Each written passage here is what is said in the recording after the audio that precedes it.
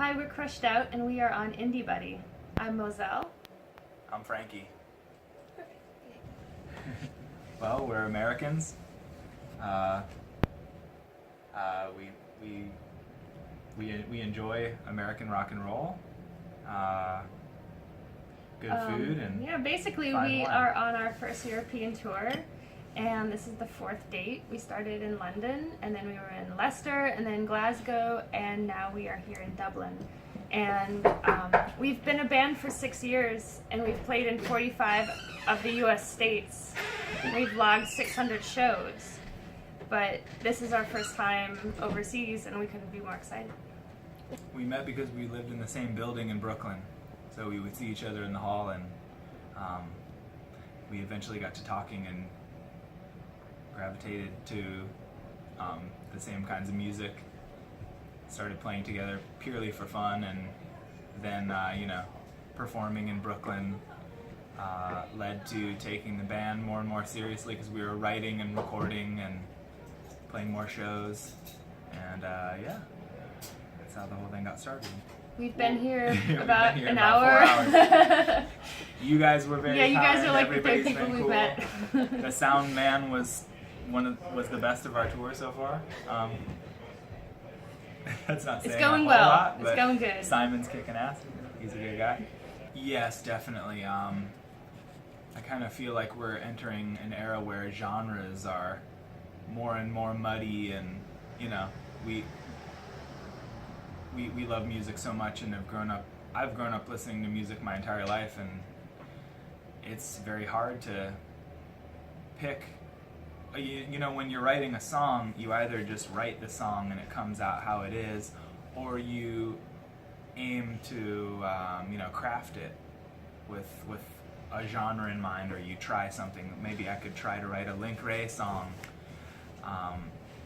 but yeah, it's very difficult to. It's definitely a combination.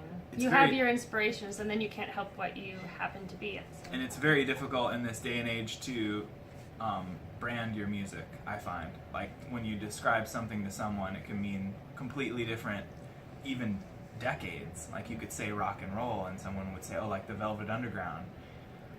But you might mean, no, really more like Elvis Presley. Or and surf guitar is very kind of, I don't ever call our music surf rock. I say that our sound is kind of like oceanic, or it's deeply influenced by surf guitar, but I don't really totally play surf rock. I love it, but for example, it's just so hard to, and people, it's very tricky. Well, thank you so much. We're going for our weirdo version of pop music, We're trying to write stuff that will be considered I think for the last album or 2 albums, we focused a lot more on the songwriting and not just like writing a fun jam. So for every song on the album, we put a lot of hours into crafting the song and making sure that it had all the right hooks. So we kind of, I don't know, and also we just naturally gravitate to pop music. I mean, I grew up loving the Beatles, which is one era of pop music. You love really poppy stuff like T-Rex and like older poppy stuff. yeah, that's kind of true. He's just so he's trying to write top 10 music in his era, you know what I mean? But we're not trying to write top 10 music. We're just trying to write music that's fun for us. We don't really even know how to do that. I don't know how to write a song for the charts. But we do, in a way, try to write something that is, has, structure and is poppy. It has its challenges, and those limited. challenges and the limitations are good in ways that it pushes you to be creative. You have to work with it, You work with and I've developed a thing where I play through 2 amplifiers and run different effects through the 2. But it would be rad to have saxophone and bass and lap steel or keyboards, but the way that we do this, we can come to Ireland. This is possible to be a duo, and The sound limitation is definitely, a huge.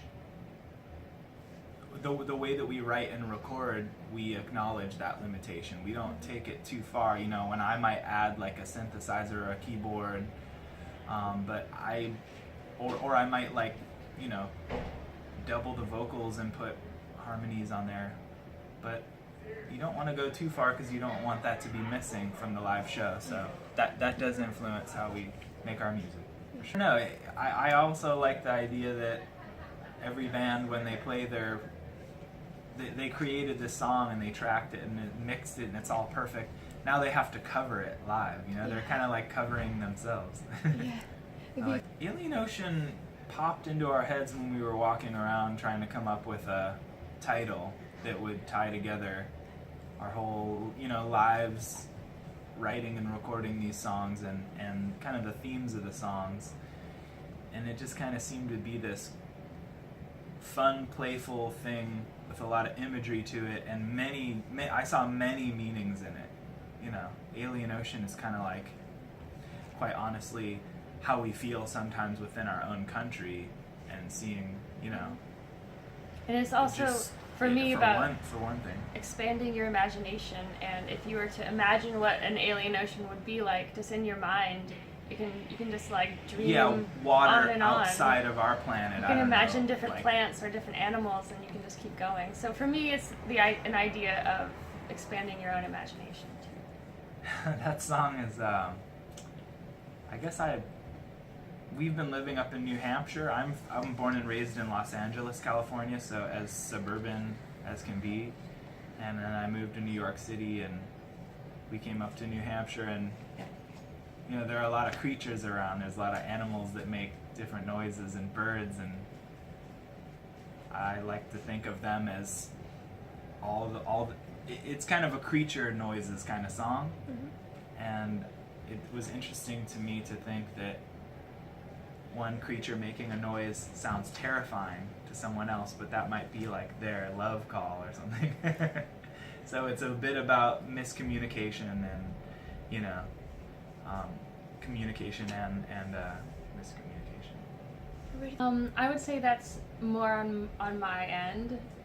I'm, besides being in Crushed Out, I'm also a graphic designer and video maker, and I produce music videos for people back home. And this was a totally like DIY effort. If you watch the music video, me and my girlfriends are dressed as forest creatures, and She made all the masks. We're wearing costumes and paper mache masks that I made, and we're just like having a ball. But basically, I think I was the cameraman. The inspiration for the video was just acting out the feelings in the music. We're dancing, and the costumes are a little creepy at times, a little scary, a little sexy. There's like ravens, wolves, some kind of jaguar, cheetah. Yeah. Cats and birds. Cats and birds, and yeah. And then actually there's a female Sasquatch toward the end. Don't spoil it. I'm not sure people, in this day and age, people watch your video for like 1 minute, but you gotta watch that video to the end because there's a female Sasquatch. And a bird of paradise scene. Mm-hmm. I'm a bird of paradise. Mm-hmm. Moselle made everything you see in that video. She built a giant bird of paradise outfit because I transform into a bird of paradise, which is a... It took I just went into a mad fury of making. I stayed up for nights before I knew we had to shoot this video. I went crazy. Hot glue gun burns all over my hands. Where is the bird of paradise from in the world? Do you know? South America. South America. So the bird of paradise is this beautiful little bird that does this like outlandish dance and display to entice his mate. And like puffs up his body, and like his eyes go like bright blue, and it's so silly and funny, and then he does this whole dance, and the woman looks at him and goes, no thank you, and she goes away. We totally reenact I thought that was Frank is the bird. Too perfect for Love Howl. Yeah, that's kind of what it's all about. Those are so cool. I got them Love in those. the U.S. We have a thrift store chain called Goodwill. It's just like a thrift store. So I think they're from the 80s though. It's a thrift store score for sure. So the Definitely, and also just having fun. Sometimes when you And our friends Les Deluxe, who are the Oh, yeah.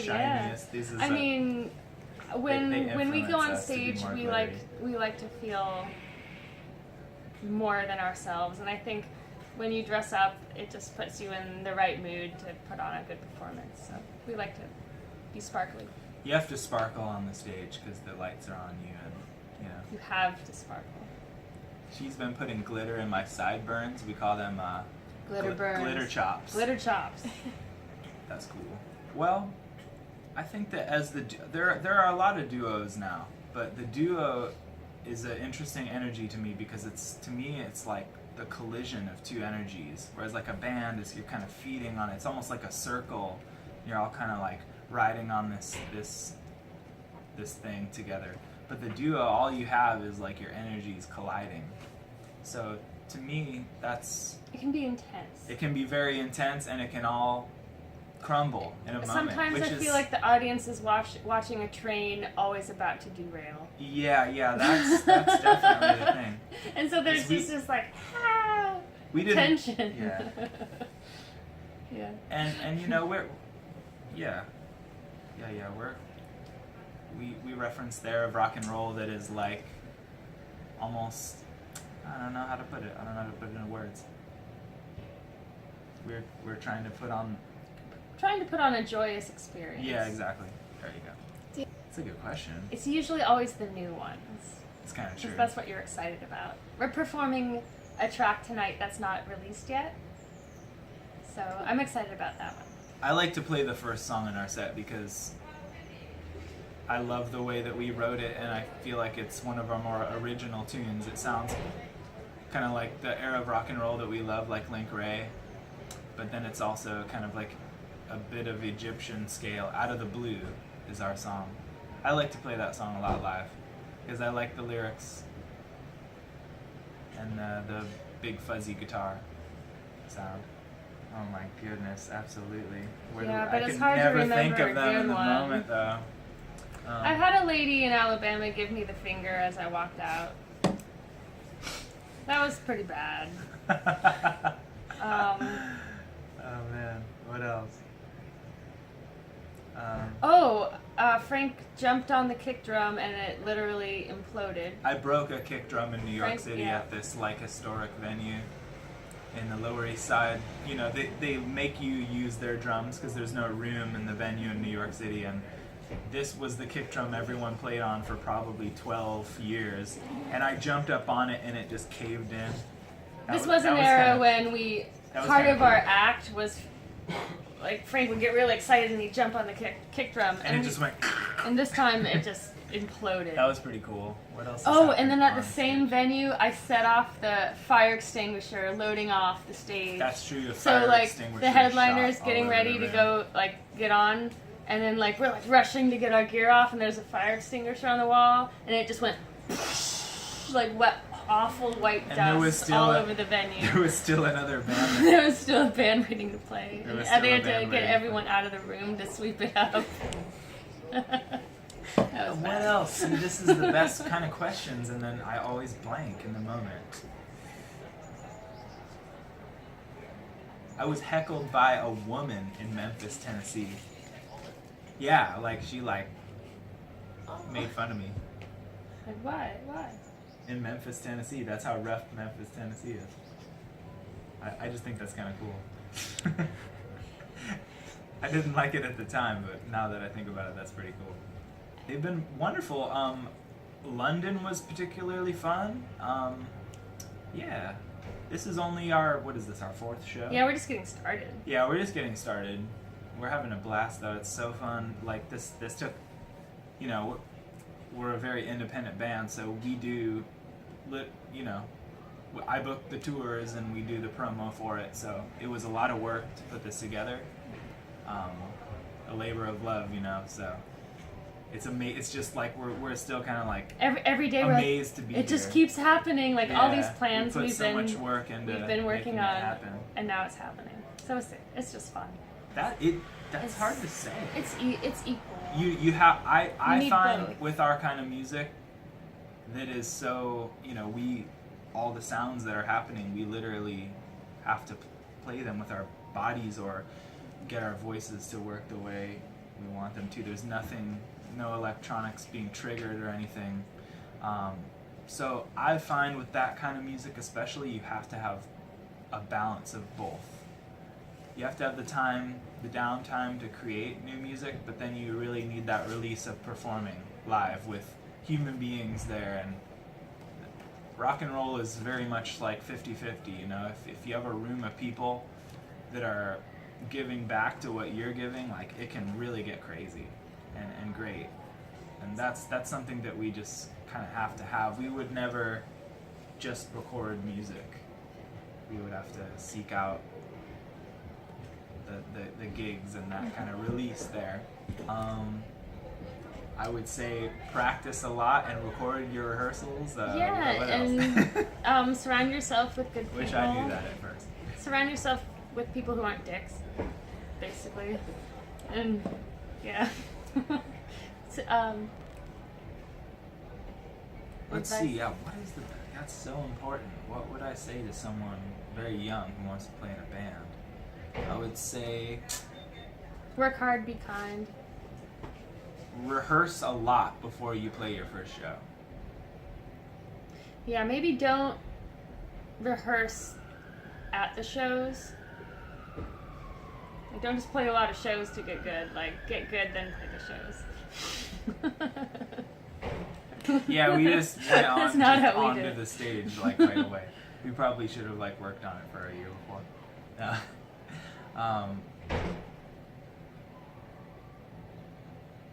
Yeah, I don't know, like maybe write 100 songs. Have that be a goal. After now this, we go to Europe. And we're gonna, in all, it will be 45 days and 12 countries. So we got a lot. Well, 45 days including this tour. Right, yeah. including the This UK is a and Ireland. big tour for us though, yeah.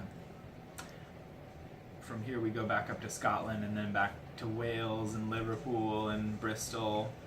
And then in May we go into Europe, which is very exciting. And then when we get back to the States, we are going to start working on a new album immediately. We're hoping to release a new album by the fall. We have a lot of new stuff coming, and we're hoping to. We've been releasing an album every 2 years for the last maybe 4 years, and I want to get it down to one. I kind of want to, because it's difficult and wonderful to go through the process of an album, but you grow so much in that time. By the end of making an album, you kind of want to make another one with everything that you learned. So I'm just hoping to get the gap between the two down shorter, because it's very exciting to grow as an artist and to push yourself and see what the heck you come up with. That's really what it can feel like half the time, is sometimes you just come up with stuff that feels like you found it. Peace, love, rock and roll. Thank you to Indie Buddie.